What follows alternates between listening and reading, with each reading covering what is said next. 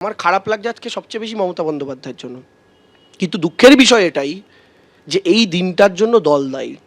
দল সঠিক সময় শক্ত হাতে সামলাতে পারেনি। দল সুযোগ সন্ধানীদের সুযোগ দিয়েছে। দল যোগ্যতা দেখে দায়িত্ব দেওয়ার চাইতে অনেক বেশি শুধুমাত্র পাশে ঘুরঘুর করা লোকেদের জায়গা দিয়েছে।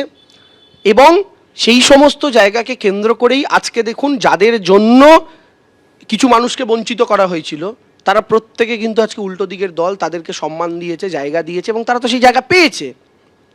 তাপস রায় এত বছর তৃণমূল করে যে জায়গা পাননি, আজকে তাপসদা 2 বছর বিজেপি করে তো তার চেয়ে বেটার জায়গা পেয়েছেন। তৃণমূল পুনরায় ক্ষমতা এলে তাপসদা যদি দল না ছাড়তো, তাপসদা শিল্পমন্ত্রী হলো, একটা মন্ত্রীও করতো দল, তখন এই সুদীপ ব্যানার্জি আটকাতেন আবার যদি দল পুনরায় ক্ষমতায় আসতো। সজল ঘোষ কে একটা সামান্য কাউন্সিলর টিকিট পেতে দেয়নি, কে পেতে দেয়নি? এইটাই মানুষটাই। এ আজকে শুনছি বিরোধী ব্লকের নেতা হবে। যদি কোনোদিন তৃণমূল কংগ্রেস আবার ফেরত আসে, তখন এই মানুষগুলোই আবার রাজত্ব করবেন, এই মানুষগুলোই আবার গিয়ে ক্ষমা চেয়ে নেবেন এবং এদেরকে ক্ষমাও করে দেওয়া হবে। এবং আজকে যে কর্মীরা লড়াই করছেন সেই কর্মীদের এদের নামে জিন্দাবাদ বলি এদের হয়ে ভোট করাতে হবে। ভাবলেন না যে আমি আজও তৃণমূলের উত্তর কলকাতার চেয়ারপারসন, আমি আবার একাধারে আমি নতুন ব্লকে যোগ দিচ্ছি, তার তো পদত্যাগ করে যাওয়া উচিত ছিল। কিন্তু তিনি আর কি গাছেরও খাবো, ওপরেরও খাবো, তলারও কুড়োবো, এভাবে পলিটিক্স কিভাবে করেছেন জানি না। তবে ঘটনাটা বাংলার রাজনীতির পক্ষে খুবই কালো দিন।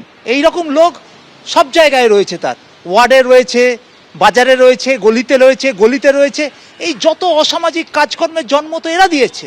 আজকে এদের জন্যই তো আজকে এই অবস্থা মমতা বন্দ্যোপাধ্যায়, অভিষেক বন্দ্যোপাধ্যায়কে পড়তে হয়েছে।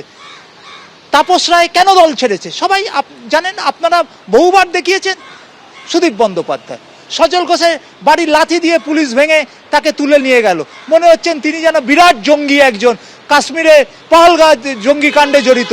তিনি কেন চলে গেলেন দল থেকে? এই কারণে চলে গেলেন। ফলে এত মানুষ দল ছেড়ে গেছে কেন উত্তর কলকাতায়? সবটাই তো সুদীপ বন্দ্যোপাধ্যায়, নয়না বন্দ্যোপাধ্যায়দের জন্য। আজকে তারাই আবার পাল্টি খাচ্ছেন, ডিগবাজি খাচ্ছেন। সোমবার থেকে তৃণমূলের সংসদীয় দলে যে ভাঙন ধরেছিল, সপ্তাহের শেষে এসে সেই সংখ্যাটা দাঁড়ালো 20। বিদ্রোহী ব্লকে যোগ দিয়েছেন সুদীপ বন্দ্যোপাধ্যায়। ইতিমধ্যে তিনি সেই তালিকায় সই করেছেন। দেখা করেছেন কেন্দ্রীয় স্বরাষ্ট্রমন্ত্রী অমিত শাহের সঙ্গে।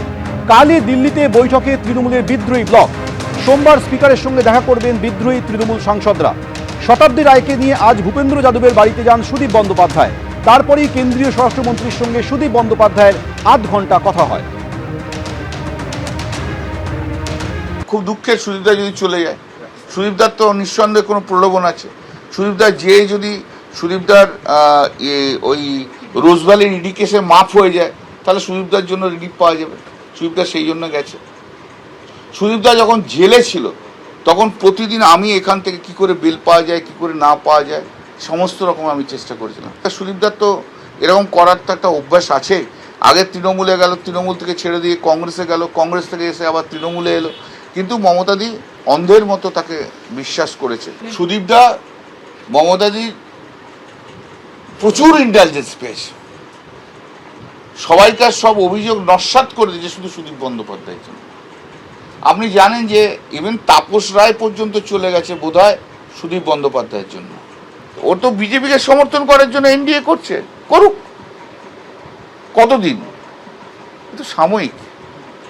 এটা বাংলার রাজনৈতিক ইতিহাসের কলঙ্ক হয়ে থাকবে। এবিপি আনন্দ, এগিয়ে থাকে, এগিয়ে রাখে।